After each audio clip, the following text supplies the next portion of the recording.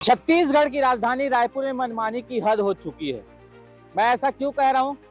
क्योंकि यहाँ के कर्मचारी अधिकारी सड़क को खोद देते हैं, खोद कर छोड़ देते हैं, लेकिन उसे ढकना ही भूल जाते हैं। जबकि कहा गया है कि गड्ढों को तुरंत भरा जाए, लेकिन मुख्य मार्ग पर गड्ढा खोद दिया जाता है, गड्ढे को खोद कर छोड़ दिया जाता है, मरम्मत करना ही भूल जाते हैं। और ये मरम्मत हो किस चीज का है?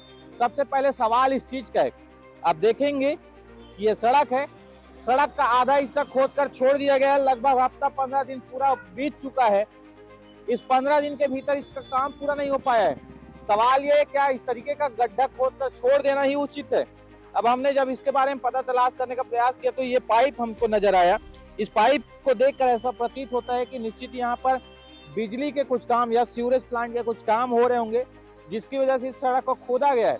बीच में पाइप के निशान भी नजर आ रहे हैं जहां पर पाइप लगे हुए थे।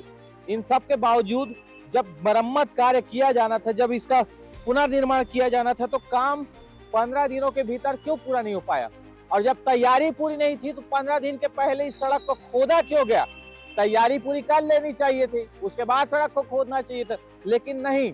राजधानी रायपुर में लगातार इस तरीके का कारनामा देखने को मिलता है। सड़क खोद दिया जाता है, खोद कर इस तरीके से छोड़ दिया जाता है।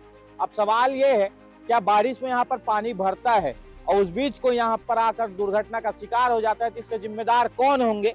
क्योंकि आमतौर पर राजधानी रायपुर में लगातार इस तरीके के गड्ढे नजर आ रहे हैं।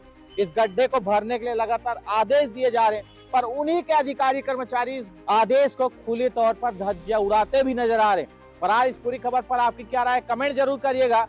क्योंकि एक तरफ आदेश निकलता है कि गड्ढों को तुरंत भरा जाए, दूसरी तरफ मुख्य मार्ग पर गड्ढा खोद दिया जाता है और गड्ढे को खोद कर इस तरीके से छोड़ दिया जाता है और लगातार इससे दुर्घटनाएं हो रही। हालांकि बैरिकेड लगा दिया गया है, लेकिन बैरिकेड के खुद हाथ पर टूट चुके हैं। एक बैरिकेड वहां पर खुद लेटा नजर आ रहा है, जिसमें कुछ अवशेष ही नहीं बच पाया है। अब सवाल यह है कि आखिर कर्मचारी काम कर रहे हैं तो किस तरह से कर रहे हैं? कमेंट जरूर करिएगा। बने रहिए सीधी भास्कर के साथ।